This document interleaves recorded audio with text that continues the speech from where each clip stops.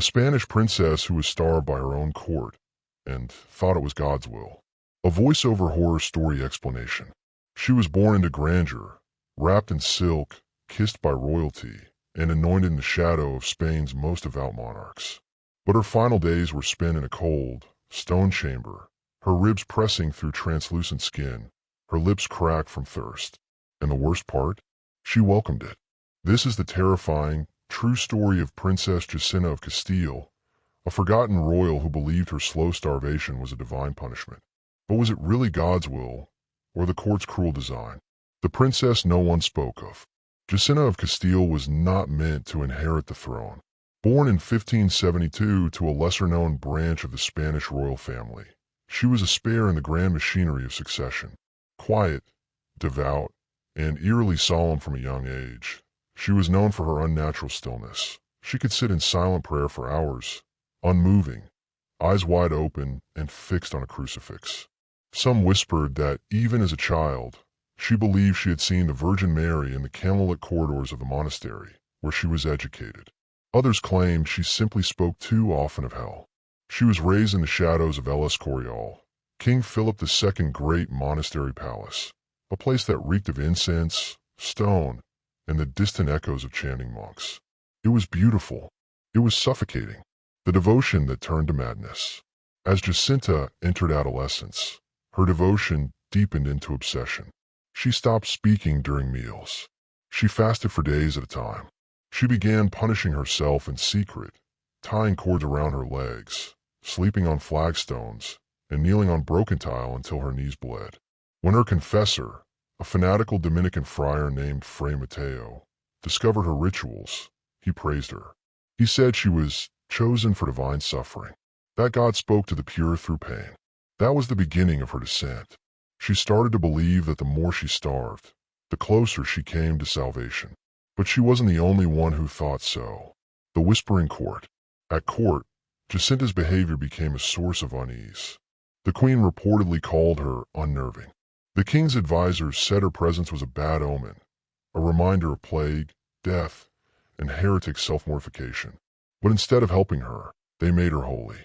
They praised her abstinence, applauded her thinness.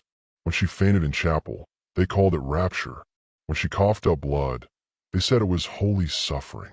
Eventually, her ladies-in-waiting were instructed not to interrupt her fasts, even when she hadn't eaten for days. Food was left in her chambers, untouched, as a test of her purity. The kitchen staff were told to have her portions.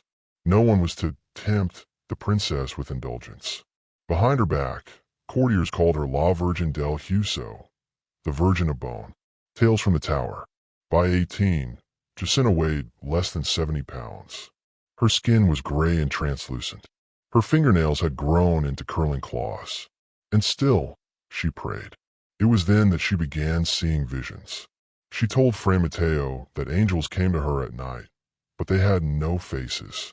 She said the Virgin Mary stood in the corner of her room, silently weeping. She said she heard God scratching behind the walls. Instead of sending a doctor, her confessor declared her blessed, perhaps even a living saint. And the court believed him.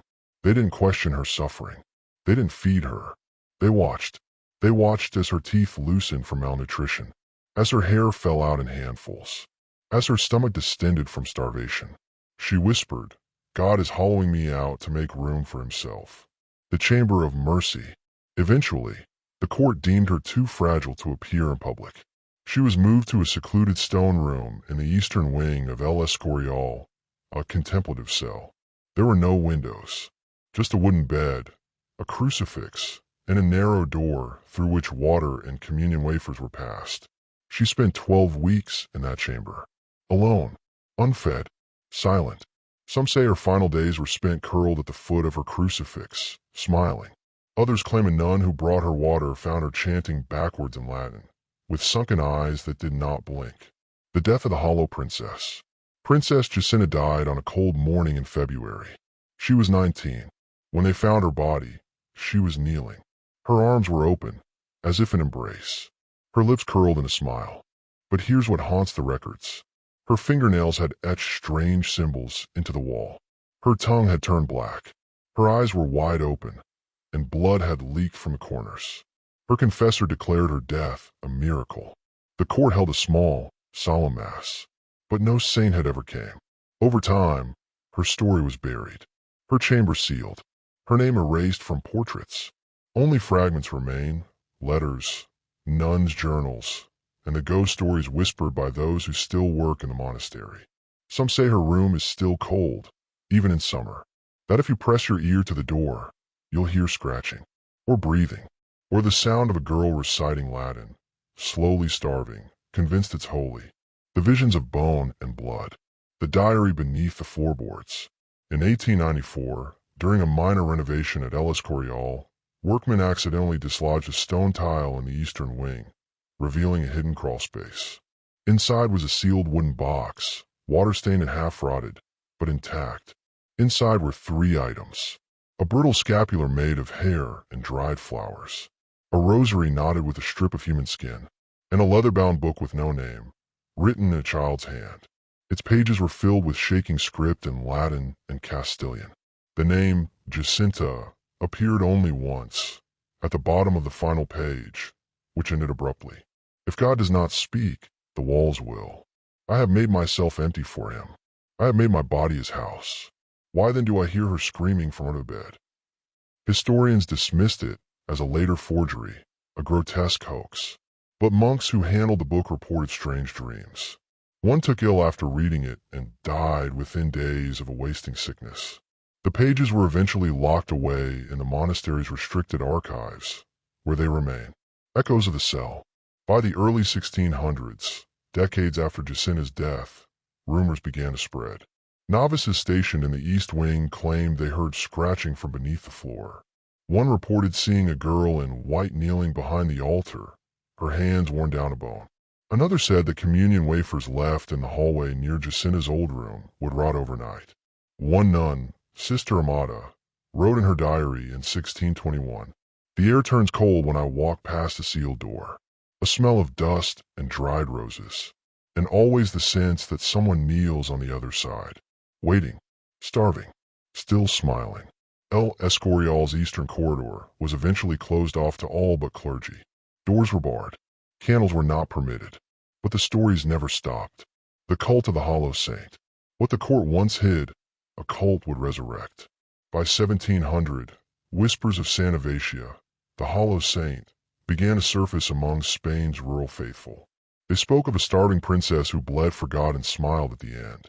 Her image, pale and skeletal, was painted in hidden chapels and scratched into the backs of old crucifixes. Peasant women hung small dolls from their trees, each made from sticks and lace, their eyes hollow, their mouths sewn shut. It was said these muñecas del huso could absorb the suffering of a household, but only if no one fed them. A prayer circulated among the cult's followers, always whispered, never written. Blessed is the body that crumbles for him. Empty the flesh, hollow the heart, that he may fill what we lack. The church condemned the cult as heresy.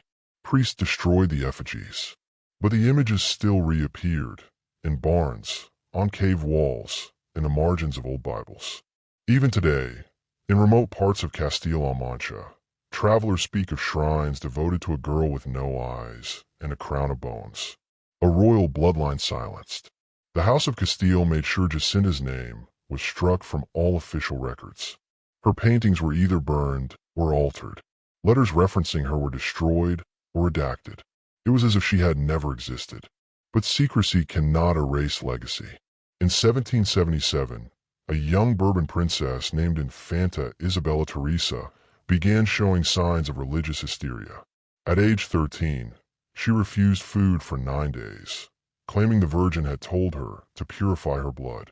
Her confessor was horrified, especially when she revealed the name.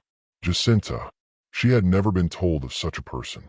No books, no portraits, but she described a princess of bones, weeping in a dark room with a silver crucifix. That crucifix was later found, exactly as described, hidden behind a loose panel in the sealed chamber at El Escorial. The blood on it was tested. Human. Female. Estimated to be over 200 years old. The autopsy that never was. In 1842, King Ferdinand VII ordered the remains of several royals relocated during renovations. Among them was a small, unmarked coffin found in a niche behind the chapel of the Suffering Virgin. There was no nameplate, no record of burial.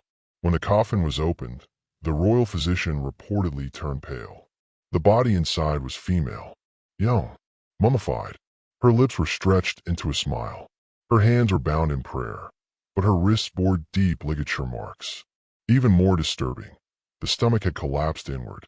There was no evidence of fat or muscle tissue. Every organ was shriveled. The bones had been carved with tiny symbols, Latin phrases, psalms, some unreadable. The coffin was quietly resealed. The royal physician died within a month, reportedly having gone blind days before his death. The girl who wouldn't die. We've seen the stories. We've seen the silence.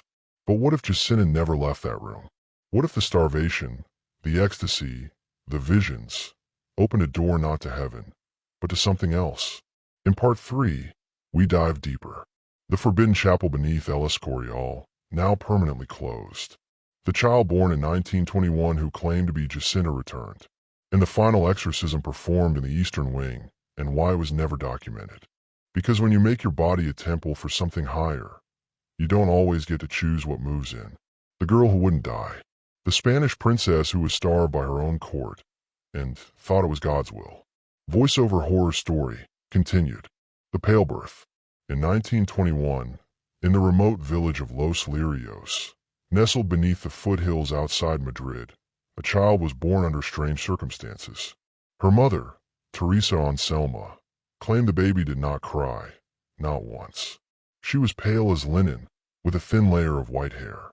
The midwife, horrified, noted that the baby's hands were clasped as if in prayer, and that her fingernails were black. The local priest baptized her as Jacinta Maria after the Virgin, but not by the mother's request. Teresa Anselma reportedly said, "I didn't choose her name.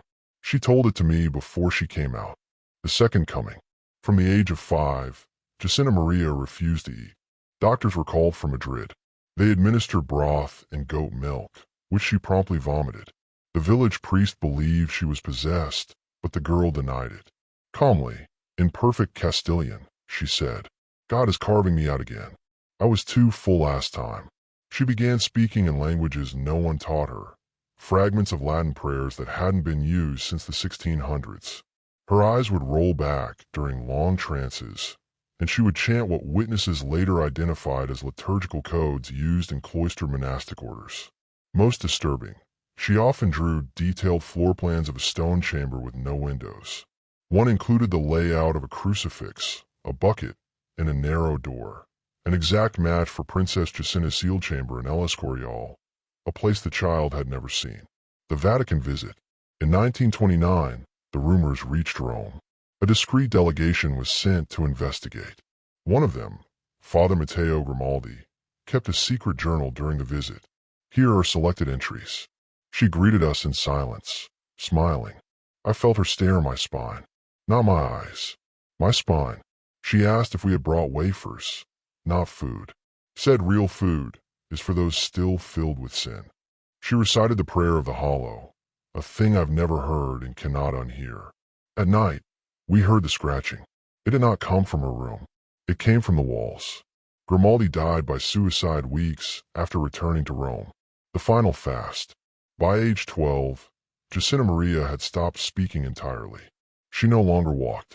She was often found kneeling in corners, motionless for hours, her bones pressed against her skin like knives beneath cloth. Her mother claimed she had not eaten in nearly a year, yet she lived. Then, one night in 1933, the villagers heard screaming from the Anselma house. By the time they forced the door open, they found Teresa weeping in a pool of candle wax. Her daughter was missing. The only thing left behind was a trail of dried blood leading up the wall and ending at the ceiling. To this day, no trace of Jacinta Maria has ever been found. Then corrupt body. And yet, there is another chapter. In 1972, renovations at El Escorial's eastern wing uncovered a hidden cavity in the chapel's altar. Inside was a small figure, wrapped in lace and wool, perfectly preserved. She was no taller than a child. Her hands were clasped, Her lips were curled into a faint smile. Her skin, though dried, showed no signs of decay. DNA testing was never approved. The church immediately intervened. The body was removed and reinterred with respect, though no grave has ever been identified. Some believe it was Princess Jacinta. Others believe it was the second Jacinta, the one who came back. But a few, those who whisper in the forbidden archives, in the dark corners of the cathedral, believe there was never a second Jacinta at all. They believe the princess never died. Not really. The Black Mass of Hollowing. In 1981, a set of documents leaked from the Vatican archives described a ritual of bone purification, supposedly discovered in a suppressed 16th century grimoire found at El Escorial. The rite, named La Misa del Vacío, the Mass of Hollowing, required 3 weeks of complete fasting, isolation in a sealed chamber with a crucifix, the chanting of Psalm 22 backwards each midnight, a final sacrificial act, the offering of one's voice. Once completed, the participant's body would become a vessel through which divine or infernal beings may speak, dwell, or consume. The ritual was rumored to have only one successful case. Princess Jacinta of Castile.